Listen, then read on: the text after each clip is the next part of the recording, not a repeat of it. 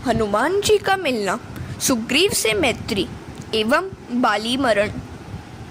जब तक हनुमान जी सिफारिश नहीं करते हैं तब तक रामचंद्र अपना नहीं बनाते। परमात्मा जीव मात्र के सच्चे मित्र हैं। ईश्वर के साथ मैत्री करने से जीवन सफल होता है। सांसारिक मित्र तो केवल इसी जगत में सुख दे सकता है, किंतु परलोक और अंतलोक में सुख नहीं दे सकता।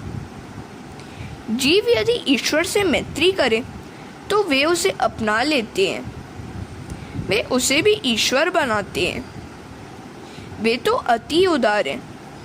वे जब देने पर आते हैं तब बहुत उदार होकर देते हैं। जीव को जब कुछ देने का प्रसंग आता है तो सोच विचार के अपने लिए बहुत कुछ बाकी रखकर देता है।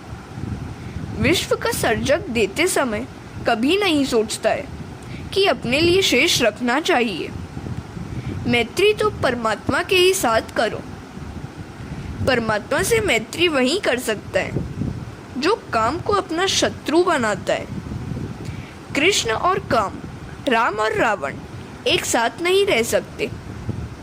रामचंद्र जी ने सुग्रीव को अपना मित्र बनाया क्योंकि सुग्रीव ने हनुमान जी को अपनाया है। हनुमान जी ब्रह्मचर्य के स्वरूप है। ब्रह्मचर्य की मैत्री जितेंद्रिय बनाएगी और तभी परमात्मा के साथ भी मैत्री होगी। संयम और धर्म मर्यादा का पालन करोगे तो राम राज्य के काल की भांति डॉक्टर वकील की आवश्यकता नहीं रहेगी। हनुमान जी को जो अपना मित्र नहीं बनाता है उसे राम भी अपना मित्र नहीं बनाते हैं। परमात्मा से प्रेम किए बिना जीवन सुंदर नहीं हो पाता। प्रेम किए बिना मनुष्य जी नहीं सकता। कोई धन से, कोई स्त्री से, कोई बालकों से प्रेम करता है, किंतु प्रेम करने योग्य तो एक परमात्मा ही है। परमात्मा के सिवाय अन्य किसी भी व्यक्ति के साथ किया गया प्रेम जीव को अंत में रुलाता ही है। जगत अपूर्ण है और जीव भी अपूर्ण है। परमात्मा के साथ मैत्री होने पर ही जीवन परिपूर्ण हो पाता है। परमात्मा के साथ प्रेम करने वाले को वे पूर्ण बनाते हैं। ईश्वर उसी को मिलते हैं जो उनसे पूर्णतः प्रेम करते हैं। वैसे व्यक्ति ही प्रभु को अपना मानते हैं। ईश्वर के साथ प्रेम करना है तो दूसरों का प्रेम छोड़ना पड़ेगा। लौकिक प्रेम को धीरे धीरे कम करते जाओ और प्रभु के साथ प्रेम बढ़ाते जाओ। हनुमान जी के पूछने पर राम जी ने अपना परिचय दिया। हनुमान जी ने प्रणाम करके स्तुति की और कहा, इस पर्वत पर वानर राज सुग्रीव रहते हैं, उनके साथ मैत्री कीजिए। वे आपके दास हैं।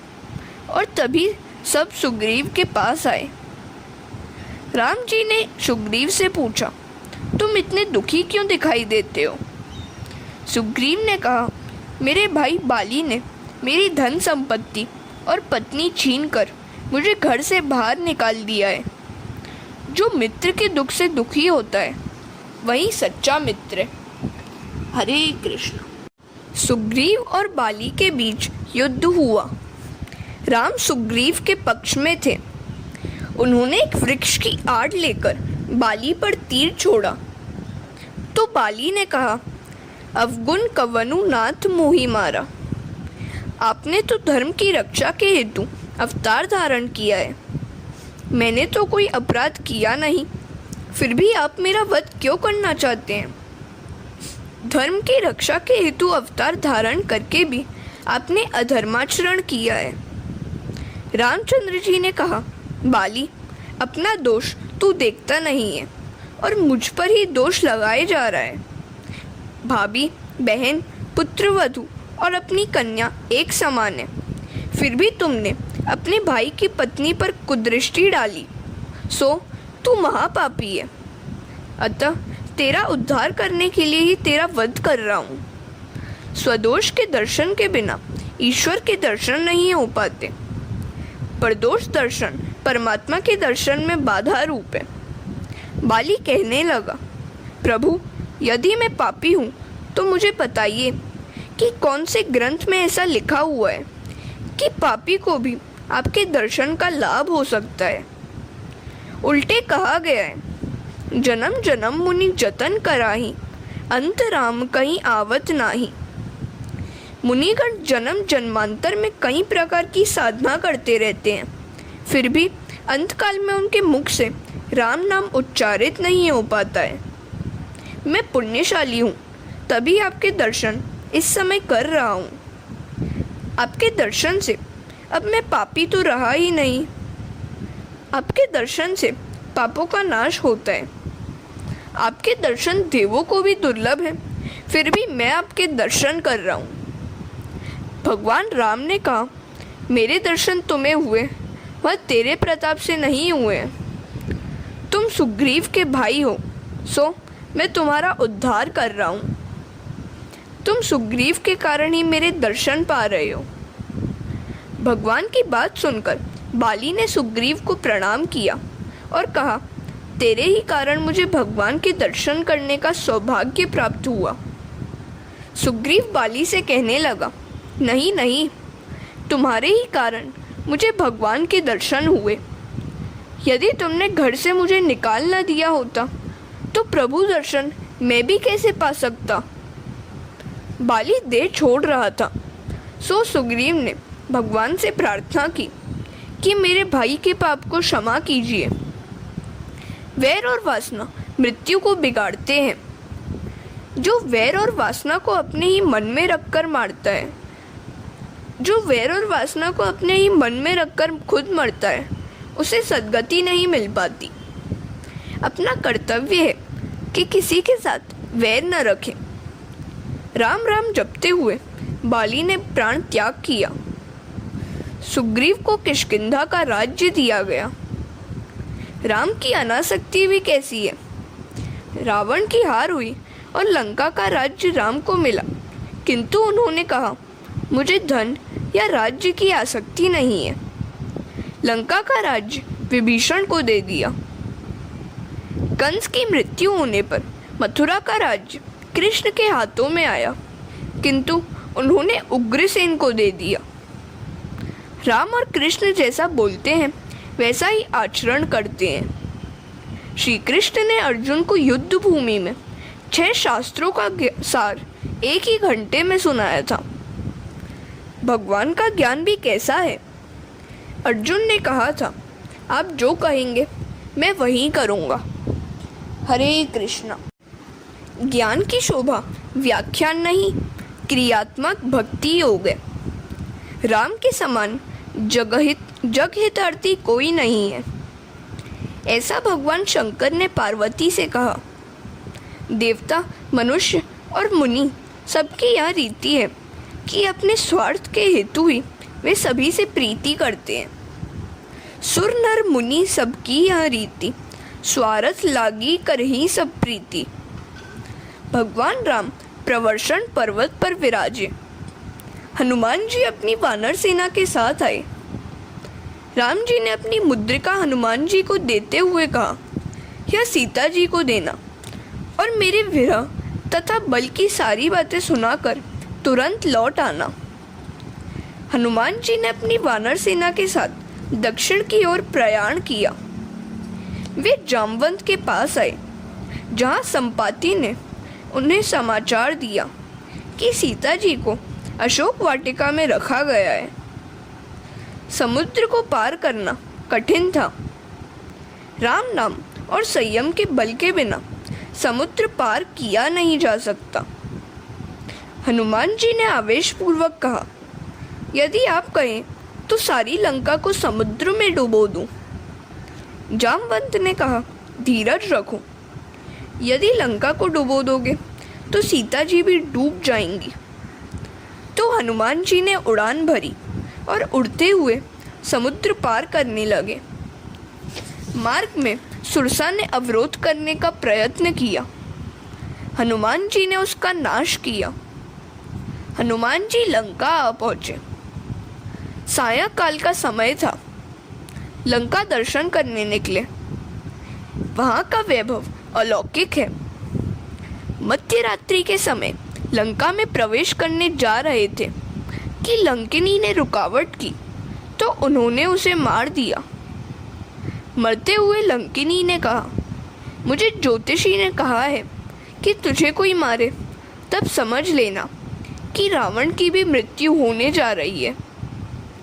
हनुमान जी को लंकिनी ने यह भी कहा कि लंका में घूमते समय राम जी को हमेशा अपने हृदय में रखना। शायद राक्षसियों के विहार को देखकर मन विकारी हो जाए। हृदय राखी कौशलपुर राजा। मानव समाज में बसकर मानव बनना आसान नहीं है। एकांत में बैठकर ब्रह्म चिंतन करना आसान है। जन समाज के मध्य में विलासी लोगों के साथ रहकर निर्विकार रहना बड़ा कठिन है। शरीर से चाहे पाप न हो, मन से तो हो ही जाता है। हनुमान जी को कौन उपदेश दे सकता था? वे तो सकल विद्या के आचार्य हैं। फिर भी लंकिनी के वचन उपेक्षणीय नहीं है। हनुमान जी को लगा, मैंने आँख से यह दृश्य देखा। नहीं नहीं, आँख से चाहे देखा, मन से चिंतन तो किया ही नहीं। हनुमान जी तो बाल ब्रह्मचारी हैं। वहाँ से वे इंद्रजीत के आवास में आए। वहाँ सुंदरी सुलोचना को देखकर उन्होंने सोचा, शायद यही सीता जी है। नहीं, यह सीता जी नहीं है। एकनाथ जी महाराज ने सुंदरकांड में बड़ा अच्छा वर्णन किया है। हनुमान जी साक्षात शिव जी के अवतार थे। पार्वती जी भी अवतार लेने का आग्रह करने लगी तो शिव जी ने कहा, नहीं, मुझे ब्रह्मचारी रहना है। पार्वती ने कहा, मैं आपके बगैर जी नहीं सकूंगी। सो शिव जी ने हनुमान जी का रूप लिया और पार्वती जी बनी उनकी पूछ। यह योग माया सभी के घर में जाती है। हनुमान जी की पूछ बढ़ती ही गई। रावण की बहुत फजीहत हुई।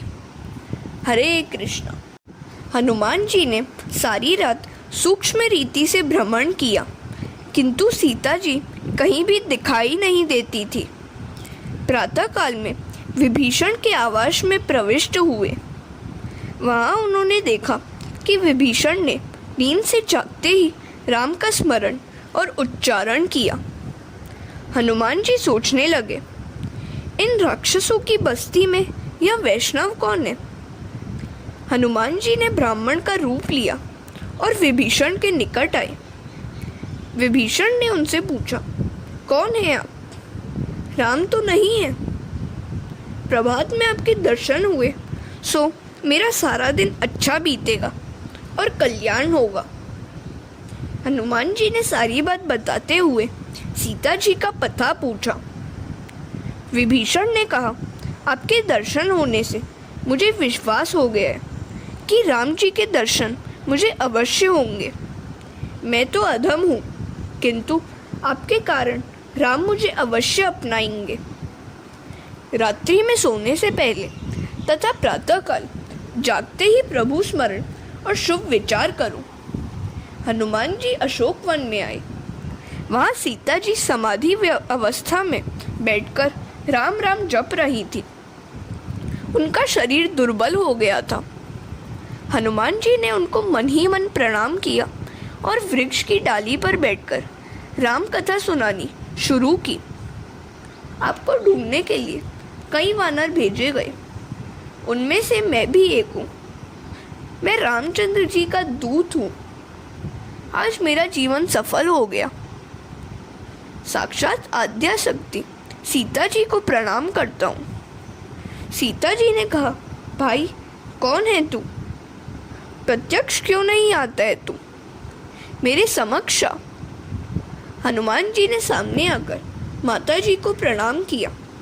माता जी, मैं हूँ रामचंद्र जी का दूत। मुझे आज बड़ा आनंद हुआ और उन्होंने रामचंद्र जी का संदेश सुनाया। वे आपकी उपेक्षा नहीं करते हैं। वे शीघ्र ही यहाँ आ रहे हैं। माता जी, मुझे भूख लगी है। यहाँ फल तो बहुत है, किंतु राक्षस लोग निगरानी कर रहे हैं। सीता जी ने कहा, नीचे गिरे हुए फल ही खाना, तोड़ कर ना खाना। हनुमान जी ने सोचा कि माता जी ने फल तोड़ने की मनाही की है, वृक्षों को झंझोड़ कर फल गिराने की नहीं। और उन्होंने वृक्षों को झंझोड़ कर फल गिराए और आहार किया। संत तो भोजन करते समय भी भजन चालू ही रखते हैं। अन्न की निंदा पाप है। हनुमान जी ने दिव्य वानर का स्वरूप धारण किया और पूछ को उसका काम करने की आज्ञा दी। पूछ ने बहुतों को मारा, कई राक्षसियों का संहार किया। इतने में इंद्रजीत ने वहां आकर ब्रह्मास्त्र को छोड़ा। हनुमान जी ने ब्रह्मास्त्र का सम्मान किया। इंद्रजीत हनुमान जी को बांधकर राजसभा में ले आया। रावण ने हनुमान जी से पूछा, ए बंदर, कहाँ से आया है तू, क्यों आया है? हनुमान जी ने कहा, ए दशानन, मैं तो तुम्हें उपदेश देने के लिए आया हूँ। शिवजी को प्रसन्न करने के लिए तू तपस्वी बना था, फिर भी पराई स्त्री सीता जी को बंदी बनाया। रामचंद्र जी की शरण में आ, वे तेरे सभी पाप क्षमा करेंगे। हरे कृष्णा।